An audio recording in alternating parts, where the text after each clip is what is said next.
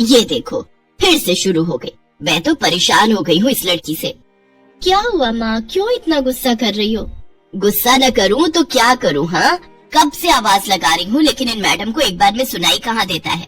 ओहो माँ, आप ही देखो ना, मैंने कितना सुंदर डिजाइन बनाया, बस इसी में ध्यान लगा था मेरा, शायद इसीलिए आपकी आवाज सुनाई नहीं दी होगी।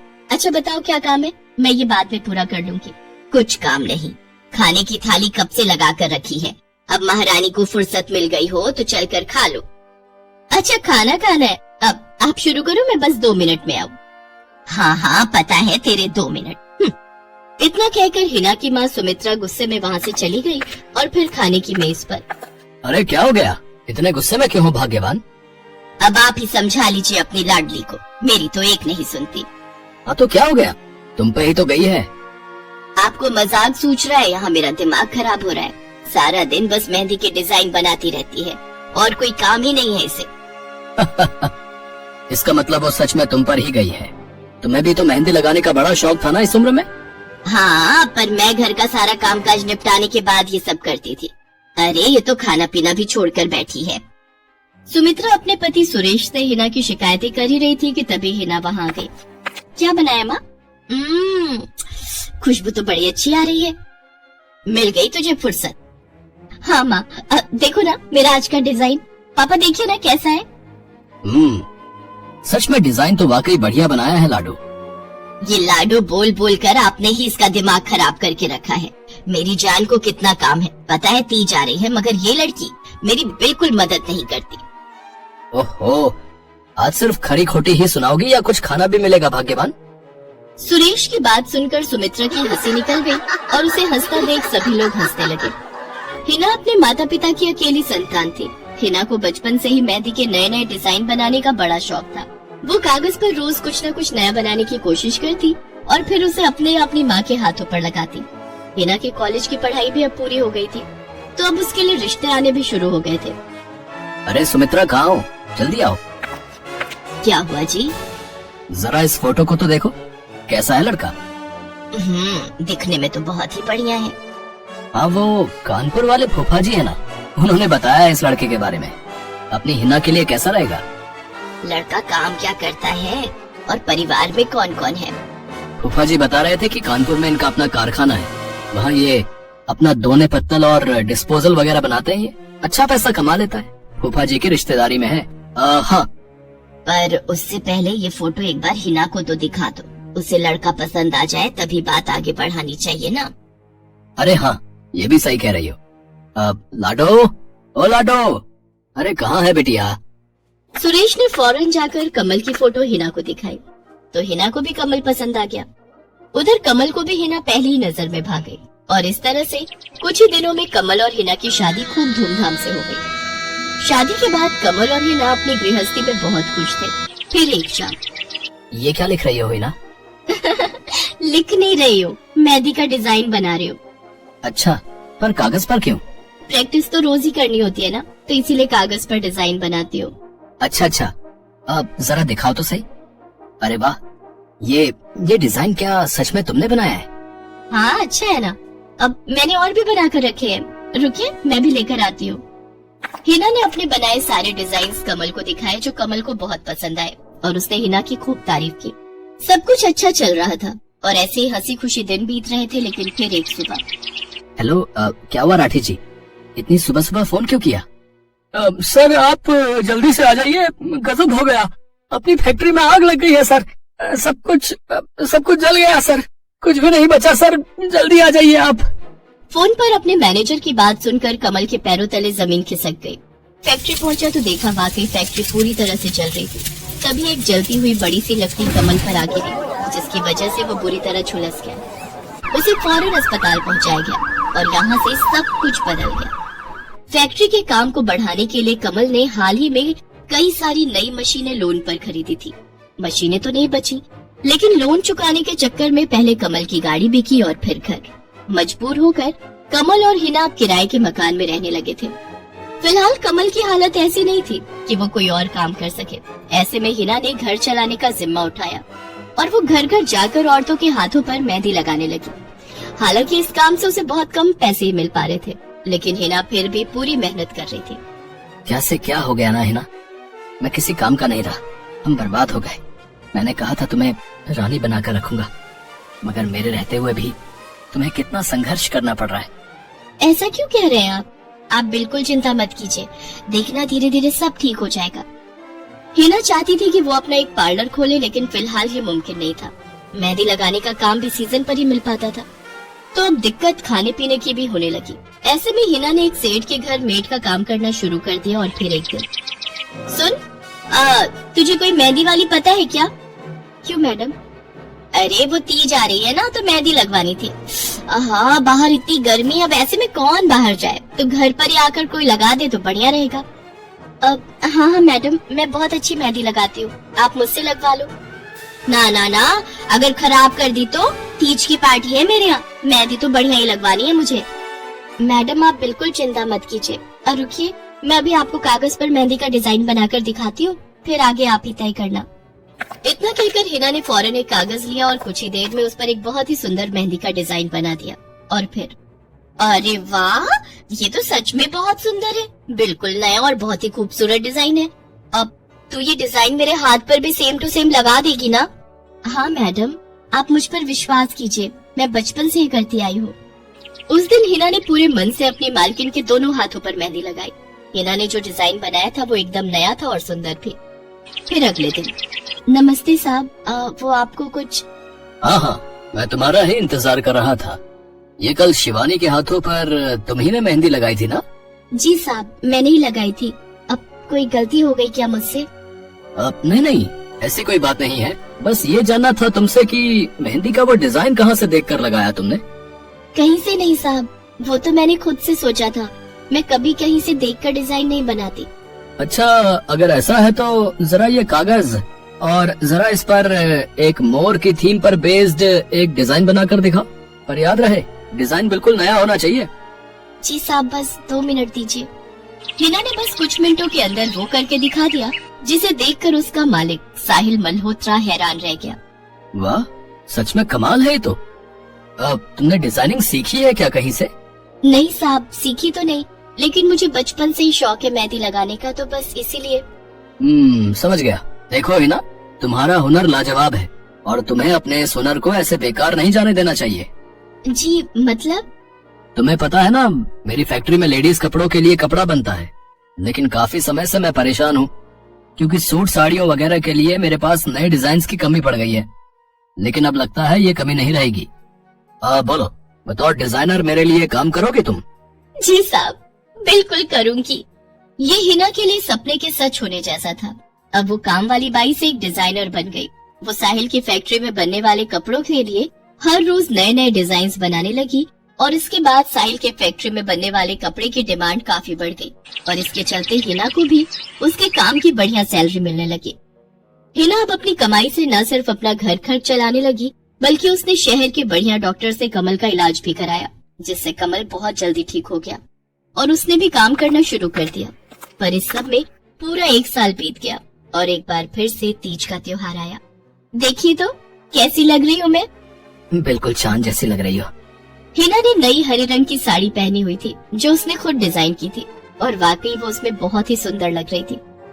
हिना, तुम सच में बहुत बहादुर हो। मैं तो उस हादसे के बाद उठकर खड़ा ही नहीं हो पाता, लेकिन तुमने सब कुछ ठीक कर दिया। तीज का ये त्योहार ही इसलिए है जी, मैं आपको कभी कुछ नहीं होने दूंगी।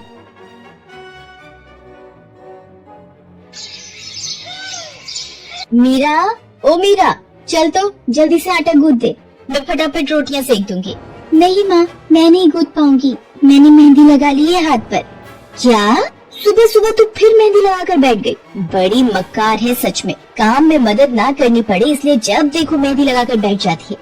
चल जल्दी से हाथ धोकर आ मेरे पास, मुझे काम पर जाने के लिए देर हो रही है। माँ बस आज कर लो ना, देखो ना मैंने कितनी मेहनत से कितना सुंदर डिजाइन बनाया है।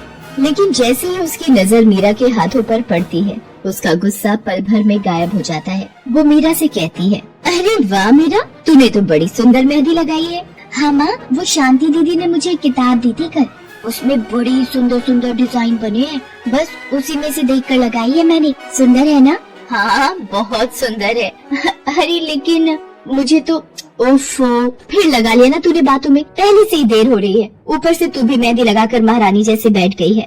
माँ, तुम इतना परेशान क्यों होती हो? 1-2 घंटे में जब मेरी मेहंदी सूख जाएगी तो मैं घर के सारे काम कर दूंगी। मीरा की बात मानकर कावेरी काम पर चली जाती है। वो एक बड़ी सोसाइटी के घरों में काम करती थी और इसी काम से कावेरी और मीरा का गुजारा चलता था। कावेरी के पति की कई साल पहले एक सड़क हादसे में मौत हो गई थी। तब से कावेरी पर ही सारी जिम्मेदारी थी। मीरा भी घर के कामों में उसका पूरा हाथ बटाती थी। मीरा को मेहंदी लगाना बहुत पसंद था। उसने अपने घर के पीछे मेहंदी के कई सारे पौधे लगा रखे थे, जिनका वो बहुत ख्याल रखती थी। वो अपने हाथों से मेहंदी के पत्तों को पीसकर अपने हाथों में लगाने के लिए तैयार करती थी। फिर एक दिन, मीरा, हमें इस जगह पर थोड़ी मोड़ी खेती कर लेनी चाहिए। ये मेहंदी के पौधों से कुछ कमाई थोड़ी ही हो रही है, खेती कर लेंगे तो कुछ पैसे ही बन जाएंगे। नहीं माँ, मेरे मेहंदी के पौधों को हाथ भी मत लगाना। बाजार से मेहंदी खरीदने के तो पैसे हैं नहीं हमारे पास, अब इन्हें तो रहने दो। ये कहते हुए मीरा की आंखों में आंसू थे। कावेरी उसके सिर पर हाथ रखते हुए कहती है, मीरा, मैं जानती हूँ तुझे मेहंदी लगाना बहुत अच्छा लगता है, लेकिन बेटा अपनी हालत तो तुझे पता ही है ना, मैं कितनी मुश्किल से। माँ, सब समझती हूँ मैं, जाओ कर लो जो करना है। इतना कहकर मीरा रोते हुए वहाँ से चली जाती है। कावेरी को उसके लिए बुरा लग रहा था। वो मीरा की मेहंदी के पौधों को कुछ नहीं करती। ऐसे ही कई दिन गुजर जाते हैं। ज्यादा काम करने की वजह से कावेरी की तबीयत खराब रहने लगी। वो बहुत जल्दी बीमार पड़ने लगी। तो मीरा ने उससे कहा, माँ, तुम रहने दो, तुम्हें बुखार है, रात भर सोई नहीं हो, मैं चली जाती हूँ काम पर। नहीं मीरा, तू कैसे? ना, नहीं, मैं ठीक हूँ, मैं जाती हूँ। कावेरी जैसे ही उठकर चलने की कोशिश करती है, अचानक उसे चक्कर आ जाता है। मीरा उसे सहारा देकर बिस्तर पर लिटा देती है और उससे कहती है, बस माँ, अब तुम आराम करोगी और काम पर अब से मैं जाऊंगी। कावेरी घर पर रहकर आराम तो कर रही थी, लेकिन वास्तव में उसे अच्छे इलाज की भी जरूरत थी, जिसके लिए पैसे थे नहीं। दूसरी तरफ अब हर रोज मीरा काम पर जाती और लौटकर घर के भी सारे काम उसे ही करने पड़ते थे। इस सब में उसे मेहंदी लगाने का बिल्कुल भी वक्त नहीं मिल पाता था। मीरा, कितने दिन हो गए तूने मेहंदी नहीं लगाई? हाँ माँ, बस मन नहीं कर रहा। अच्छा, मेहंदी लगाने का तेरा मन नहीं? मैं सब जानती हूँ। मैंने बिस्तर पकड़ लिया है और मेरी फूल सी बच्ची पर सारे काम पड़ गए हैं। अब बस बहुत हो गया आराम। मीरा, जा, तू जाकर मेहंदी लगा ले, आज मैं जाऊंगी काम पर। नहीं माँ, तुम कहीं नहीं जाओगी, मैं कर लूंगी सब, और मैं सच बोल रही हूँ, मैं बड़ी हो गई हूँ, मेहंदी का मुझे शौक नहीं। इतना कहकर मीरा काम पर जाने के लिए घर से निकल जाती है। कावेरी की आंखों में आंसू आ जाते हैं। मीरा सोसाइटी के कई घरों में काम करती थी। उन्हीं में से एक घर आरती का भी था। उसके घर पर तीज का त्योहार बड़े धूमधाम से मनाया जाता था। तीज की तैयारियों में मीरा भी मदद कर रही थी। इसी बीच, अरे ऐसे कैसे? मैंने सारे रिश्तेदारों को बुला लिया है, मेरी सारी फ्रेंड्स भी आने वाली है, मैं क्या कहूँगी उन्हें? फोन पर काफी देर बहस करने के बाद आरती फोन रख देती है। उन्हें उदास देखकर मीरा उससे पूछती है, क्या हुआ मैडम जी, आप कुछ परेशान लग रहे हो? हाँ मीरा, बड़ी मुसीबत हो गई। कल तीज का फंक्शन है, मैंने सबको मेहंदी लगवाने के लिए यहीं बुला लिया है, और आखिरी मौके पर ये पार्लर वाली धोखा दे गई। कह रही है कल नहीं आ पाएगी। अब क्या होगा? इतनी जल्दी कौन तैयार होगा सबको मेहंदी लगाने के लिए? मैडम जी, वैसे मैं भी ठीक ठाक मेहंदी लगा लेती हूँ। अरे हाँ, कावेरी ने मुझे बताया तो था एक बार कि तुझे मेहंदी लगाने का बहुत शौक है। वैसे मुझे तो कोई परेशानी नहीं है, तू देख ले बेटा, बहुत सारे हाथ लगाने होंगे और मेहंदी बढ़िया लगनी चाहिए सबके।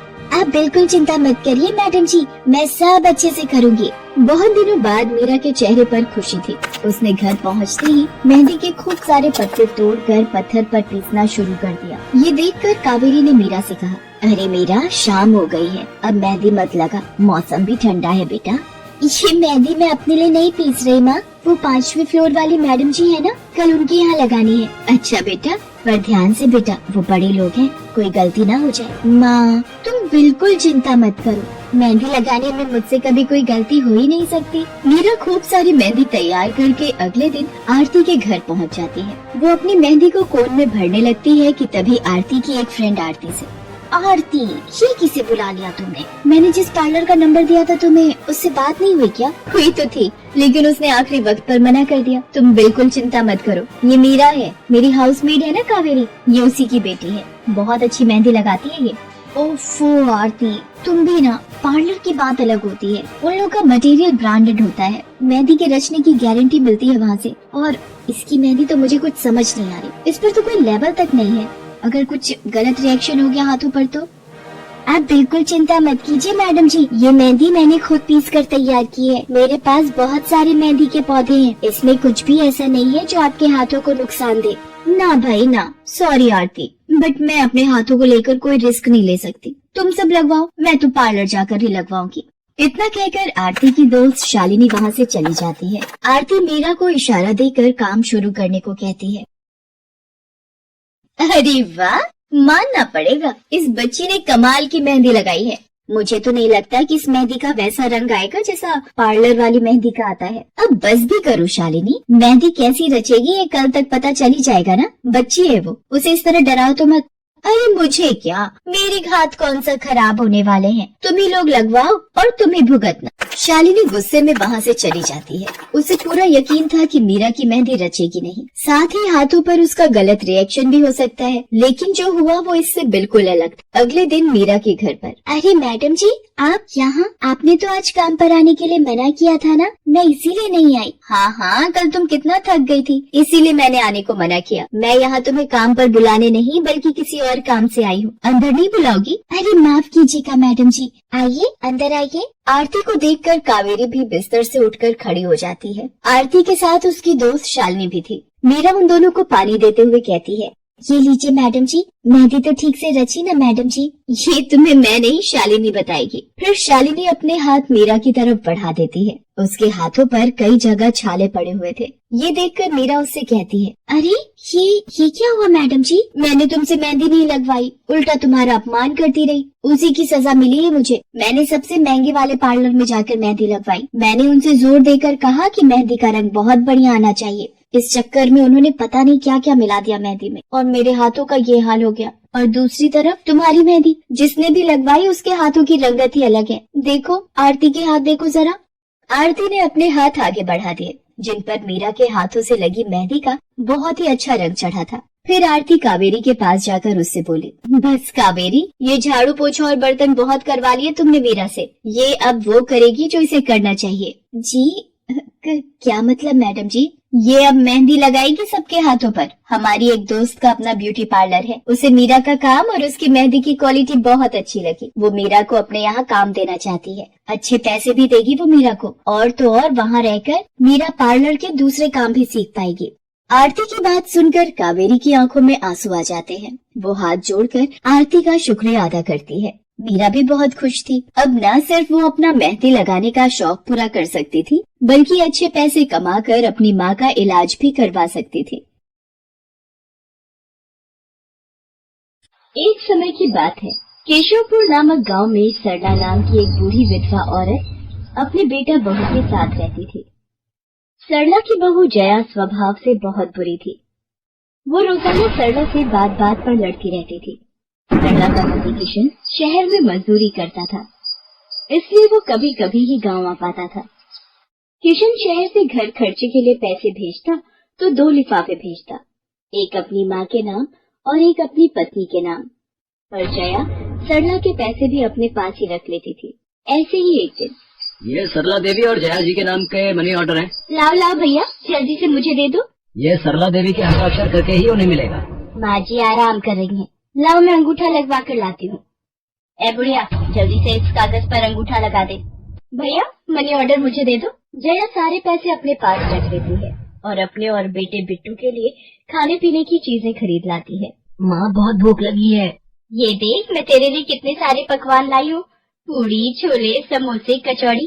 चल हम दोनों मिलकर खाते हैं, मजा आ जाएगा। जया बहू, बहुत भूख लगी है, सुबह से कुछ भी नहीं खाया है। अगर थोड़ा सा कुछ खाने को मिल जाता तो। पता नहीं इस बुढ़िया को कितनी भूख लगती है, जब देखो हम माँ बेटे के खाने पर नजर लगाती रहती है। ये ले पकड़, आधी कचौड़ी दे रही हूँ, अब रात तक कुछ खाने को नहीं मिलेगा। और तुझे तो मैंने बोला था कि कपड़े धो देना, तेरे से अभी तक कपड़े नहीं धुले। ये कचौड़ी खाकर चुपचाप सारे कपड़े धो देना, नहीं तो मुझसे बुरा कोई नहीं होगा। बेचारी सरला कचौड़ी का एक टुकड़ा खाकर भला क्या पेट भरती। वो फिर से दोबारा काम पर लग जाती है। एक दिन किशन शहर से वापस आने वाला था। जया को पता था कि जब किशन सरला से पूछेगा कि वो उसे पैसे बराबर भेजता है तो उसे मिलते हैं या नहीं। ये बात सोचकर जया थोड़ा घबरा जाती है और वो सरला से कहती है, ओ बुढ़िया, अगर तूने अपने बेटे से कहा कि तुझे उसके भेजे हुए पैसे नहीं मिलते तो मुझसे बुरा कोई नहीं होगा। वो तो एक दिन रहकर चले जाएंगे, उसके बाद जो मैं तेरा हाल करूंगी ना, फिर तू देखती रह जाएगी। इसलिए अपने बेटे के सामने दुखड़े रोने की कोशिश मत करना। नहीं बहू, मैं किशन को कुछ नहीं कहूंगी। माँ, मैंने तुम्हें पैसे भेजे थे, वो तुम्हें मिल गए थे ना? अरे आप बिना कैसी बातें करते हो? माँ जी को मैं बराबर से पैसे देती रहती हूँ। माँ जी, ये लो गरम गरम पनीर के पकौड़े, आप भी खाओ। किशन 2 दिन रहकर शहर वापस चला जाता है। जया फिर से अपने रूप में आ जाती है। दिन भर सरला काम करके एक दिन चक्की से आटा पिसवा कर लौट रही थी कि अचानक उसे चक्कर आ जाते हैं। रिक्शा में जाती एक लड़की देख लेती है। भैया, इन्हें उठाने में मेरी मदद करो, बेचारी पता नहीं कौन है। सुमन, ये तेरे साथ कौन है? ये रास्ते में बेहोश हो गई थी, मैंने घर ले आई, लगता है इन्हें होश आ गया है। अब कैसा लग रहा है आपको? मैं ठीक हूँ बेटी, तुम्हारा बहुत बहुत शुक्रिया बेटी। माँ जी, आप इतनी भारी आटे की बोरी अकेले ही उठा कर ले जा रही थी, आपके बच्चे या कोई? सरला की आंखों में आंसू आ जाते हैं, वो रो पड़ती है। माँ जी, कोई परेशानी है तो आप हमसे कह सकते हो, मुझे लग रहा है आप बहुत परेशानी में हो। क्या करूँ बेटी, मैं इस जीवन से हार गई हूँ। सरला के दुख का घड़ा फूट जाता है और वो सारा दुख सुमन और बाकी लड़कियों को बताती है। अब इस संसार में जीने की कोई इच्छा नहीं है मेरी। माँ जी, ऐसा मत सोचिए, आप जीवन से यूं निराश मत होइए। अब आप अपनी बहू के पास वापस मत जाना, आप यहाँ हमारे साथ रहो। बेटी, तुम बहुत अच्छी हो, भगवान तुम्हारा भला करे। तुम लोग यहाँ गांव में रहती हो क्या? जी माँ जी, हम मेहंदी वाली हैं। हम लोग मेहंदी लगाने का काम करती हैं और आसपास के गांव और शहरों में मेहंदी लगाने चाहती हैं। क्या मैं भी ये काम सीख सकती हूँ? क्यों नहीं, बिल्कुल, और ये तो बहुत अच्छी बात है। हमारे ग्रुप में आप भी जुड़ जाओगे, मैं आपको मेहंदी लगाना सिखाऊंगी। सरला अब उन लड़कियों के साथ ही रहने लगी और कुछ ही समय में वो बहुत अच्छी मेहंदी लगाना सीख गई। इधर जया सरला के कुछ दिन तक वापस न आने से घबरा जाती है। ये बुढ़िया इतने दिनों से कहाँ गायब है, मुझे तो कोई खोज खबर नहीं है। बिट्टू के बापू ने हम सबको अचानक शहर बुलाया है, वहाँ जाकर अब यही बोलना पड़ेगा कि बुढ़िया की तबीयत खराब थी इसलिए नहीं ला सकी। जया बिट्टू को लेकर किशन के पास शहर पहुँचती है। क्या हुआ जया, माँ तुम्हारे साथ नहीं आई? वो माँ जी की तबीयत कुछ ठीक नहीं थी, इसलिए मैंने उन्हें बोला कि वो गांव में ही रहें। बेकार में सफर करती तो उनकी तबीयत और खराब हो जाती। पर तुमने मुझे अचानक क्यों शहर क्यों बुला लिया? अरे वो हमारे सेठ जी की लड़की की शादी है, इसलिए उन्होंने बोला कि कोई ऊपर के कामों के लिए मिल जाए। मैंने सोचा तुम्हें बुला लेता हूँ, और माँ भी थोड़े दिन के लिए मेरे पास रह लेगी। चलो कोई नहीं, मैं तुम्हें मालकिन से मिलवा देता हूँ।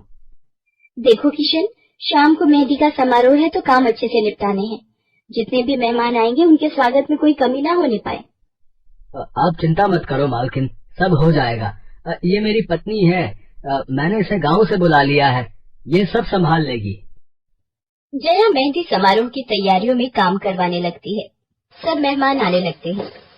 रिचा, मेहंदी वाली अभी तक नहीं आई, कितने बजे का टाइम दिया था? मम्मी, मेरी उनसे बात हो गई है, बस कुछ ही देर में आती होंगी। लो वो आ गई। माँ जी, ये यहाँ कैसे? मेहंदी वाली लड़कियों के साथ? माँ यहाँ? जया, तुम तो कह रही थी कि माँ बीमार है और गांव में है, पर माँ मेहंदी वाली लड़कियों के साथ क्या कर रही है? मुझे कुछ समझ नहीं आ रहा। मैं माँ के पास जा रहा हूँ। माँ, तुम यहाँ इन सबके साथ? किशन बेटा, आप मेरे साथ इधर आइए, मैं आपको सब बताती हूँ। इनको सब कुछ बता देगी। शायद आप नहीं जानते हैं, आपकी पत्नी ने आपकी माँ पर बहुत जुल्म किए हैं, इसीलिए ये बेचारी अपना घर छोड़कर हमारे साथ रहने को मजबूर थी। सुमन किशन को सारी सच्चाई बताती है। सरला की आंखों में आंसू आ जाते। किशन सबके साथ जब घर आ जाता है, जया, तुम्हें शर्म आनी चाहिए। तुमने मेरी माँ के साथ इतना बुरा व्यवहार किया। तुम्हारी वजह से मेरी माँ दर दर भटक रही है। अब तुम मेरे साथ एक पल भी नहीं रहोगी। बिट्टू को मैं पाल लूंगा। अभी के अभी अपने मायके निकल जाओ। ऐसा मत कहो, मैं आप लोगों के बिना कैसे रहूंगी। मुझे माफ कर दो, मुझे माफ कर दो, मेरे से गलती हो गई। माँ जी, मुझे माफ कर दो। किशन बेटा, मैं किसी से भी नाराज नहीं हूँ। जया बहू को माफ कर दे। गलती इंसान से ही होती है बेटा। मैंने जया बहू को माफ कर दिया। किशन जी, आप चिंता मत कीजिए, आपकी माँ जी अब हमारे साथ ही काम करेंगी। उस दिन के बाद जया ने अपना व्यवहार बदल लिया। सरला ने मेहंदी लगाना नहीं छोड़ा। वो अपने मेहंदी लगाने के काम को करती रही। जया को अपनी गलती का एहसास हो गया था। अब वो भी सरला की बहुत देखभाल करती थी। संध्या की बुआ, जो कि दिल्ली में रहती थी, वो उसके लिए एक अच्छे घर का रिश्ता लेकर आई थी। देखो भैया, मेरी इतनी जान पहचान तो नहीं है लड़के वालों से, पर इतना जानती हूँ, अड़ोस पड़ोस में कहीं पूछोगे तो लोग अच्छा घर ही बताएंगे। ठीक है सुमन, अगर तुम कहती हो तो लड़के वालों को एक बार बुला लेते हैं। अब संध्या भी लड़के को देख लेगी। संध्या की बुआ लड़के वालों से अपने तरीके से बात कर लेती है और कुछ दिनों बाद संध्या की शादी विपुल नाम के लड़के से हो जाती है। पता नहीं इस काम वाली को छुट्टी लेकर गाँव अभी जाना था। उसे पता था शादी वाला घर है, नई नवेली दुल्हन आएगी तो घर में 100 काम होंगे। फिर भी बिना बताए गाँव निकल गई। अब मैं दूसरी काम वाली इतनी जल्दी कहाँ से ढूंढूंगी। राजेश्वरी, एक प्याली चाय दे दो तो बड़ी मेहरबानी होगी। सुबह से एक प्याली चाय भी नहीं मिली है। तुम्हें तो जब देखो चाय पीने की पड़ी रहती है। पता भी है एक बर्तन नहीं है धुला हुआ जिसमें तुम्हारी चाय बना दो। ढेरों बर्तन रसोई में पड़े हैं झूठे। माँ, मैं कॉलेज जा रही हूँ, तो मुझे ये मत कहना कि मैं छुट्टी कर लूँ और तुम्हारे साथ घर का काम करवाऊँ। मेरा आज बहुत बड़ा प्रोजेक्ट सबमिट होना है, इसलिए मैं तो कोई काम नहीं कर सकती। ये लो, अब इसे भी अभी कॉलेज जाना था। अब मैं क्या करूं, कुछ समझ नहीं आ रहा। संध्या की सास राजेश्वरी अभी काम वाली को लेकर परेशान हो ही रही थी। तभी संध्या राजेश्वरी की सारी बातें सुन लेती है और रसोई में जाकर बर्तन धोने लगती है। अरे संध्या बहू, तुम ये रसोई में क्या कर रही हो? हटो हटो हटो, ये झूठे बर्तन तुमसे थोड़ी करवाऊंगी। अभी तुम्हारे हाथों की मेहंदी भी नहीं उतरी। माँ जी, आप परेशान मत हो, मैं थोड़ी देर में ही सारा काम निपटा दूंगी। आप अकेले इतना काम नहीं कर पाओगे। ठीक है, अगर तुम कहती हो तो मैं कोई और काम कर लेती हूँ। माँ, पड़ोस में किसी से पता करो, शायद कोई और काम वाली मिल जाए। मैंने पूछा था, पर अभी किसी भी काम वाली के पास समय नहीं है। पुलकित काम पर चला जाता है। संध्या सारे घर का काम करती है। अब तो रोजाना ही ऐसा होने लगा। काम वाली तो थी नहीं। संध्या की ननद पूजा सुबह होते ही कॉलेज निकल जाती और सास पैरों में दर्द के बहाने बिस्तर पर आराम करती। संध्या तो मानो घर के कामों में ही उलझ गई। एक शाम, माँ, तुम बिल्कुल सही बहू ढूंढ कर लाई हो। बेचारी गरीब घर की है, इसलिए चुपचाप संस्कारी बहू की तरह घर के काम कर लेती है। अगर कोई पैसे वाले घर की लड़की बहू बनाकर ले आती तो वो पूरे घर को अपने इशारों पर नचाती और तुम और मैं बस बर्तन घिसते रह जाते। तभी तो मैंने इसकी बुआ को शादी के लिए हाँ कह दिया था। मुझे पता है ये गरीब घर की लड़कियां बड़ी सीधी सादी बहुएं साबित होती हैं। अब काम वाली गांव भाग गई। सोच ये ना होती तो कौन काम करता।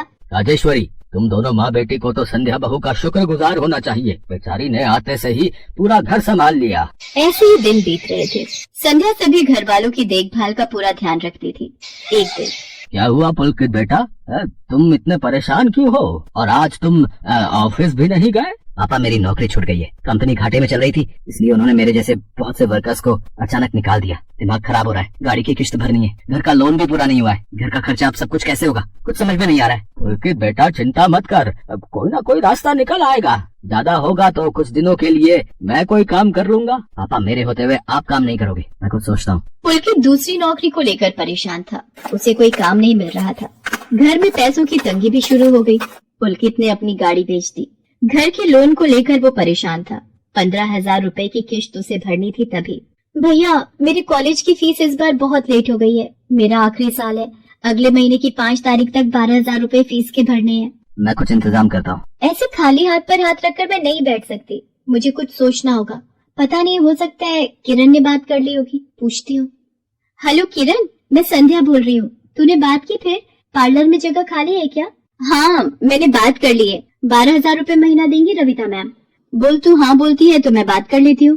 ठीक है, तू हाँ बोल दे, कम से कम कुछ तो पैसे आ जाएंगे। संध्या पुलकित से पार्लर में मेहंदी लगाने की नौकरी की बात करती है। पहले तो वो मना करता है, पर संध्या उसे समझाती है। पुलकित, मैं जानती हूँ आप परेशानी के दौर से गुजर रहे हो। मैंने आपसे शादी के बाद हर सुख दुख में साथ निभाने का वादा किया था, और आप परेशान मत हो, मैं घर और बाहर दोनों का काम एक साथ संभाल लूंगी। ठीक है संध्या, तुम कल से पार्लर में नौकरी के लिए जा सकती हो। अगले दिन से संध्या सारे घर के काम के साथ साथ पार्लर भी जाती और वहाँ पर पूरा दिन मेहंदी लगाने का काम करती और शाम के वक्त घर आती। संध्या बहुत मेहनत कर रही थी ताकि वो अपने परिवार की मदद कर सके। संध्या बहुत सुंदर मेहंदी लगाती थी। ये बात उसकी सास को तब पता चली जब उसने पार्लर में काम करना शुरू किया। संध्या को पार्लर में काम करते हुए 1 महीना बीत चुका था। पार्लर की मालकिन रविता भी संध्या की मेहंदी लगाने के काम को देखकर बहुत खुश थी। संध्या, तुम सचमुच बहुत मेहनती हो। पिछले 1 महीने में बहुत से क्लाइंट तुम्हारी तारीफ कर रहे हैं और अपनी फैमिली फ्रेंड्स की शादी या सगाई फंक्शन के लिए तुम्हें ही मेहंदी के लिए बुक करना चाहते हैं। और हाँ, ये तुम्हारी सैलरी 12,000 रूपए। बाकी ये तुमने ओवर टाइम भी शादी के सीजन में बहुत किया है, उसके 6,000 रूपए अलग से दे रही हूँ। थैंक यू मैम, आपने मेरे काम की इतनी तारीफ की। मैं तो बस भगवान की कृपा से मेहनत से करती हूँ। संध्या घर आ जाती है और 12,000 रूपए पूजा के हाथ में रखती है। पूजा, ये तुम्हारी कॉलेज की फीस के पैसे, तुम कल ही अपनी फीस जमा कर देना। भाभी, ये तो आपकी मेहनत की कमाई है, आप ये सारे पैसे मुझे दे रहे हो? नहीं नहीं भाभी। पूजा, तुम मुझे अपनी भाभी कहती हो ना, और भाभी तो माँ समान होती है, तो क्या तुम अपनी भाभी माँ के पैसे नहीं लोगी? तुम अपने भैया से भी तो लेती हो ना। फिर मेरे और अपने भैया में फर्क है, मैं भी तो इस घर का हिस्सा हूँ, इसलिए ये पैसे रख लो। मुझे माफ कर दो भाभी, मैंने ना जाने आपके बारे में क्या क्या गलत सोचा। पुलकित को भी दूसरी नौकरी मिल जाती है। अब संध्या और पुलकित दोनों मिलकर काम करते थे। राजेश्वरी और पूजा भी अब संध्या की घर के कामों में बहुत मदद करती थी। परिवार में खुशियाँ फिर से लौट आई थी।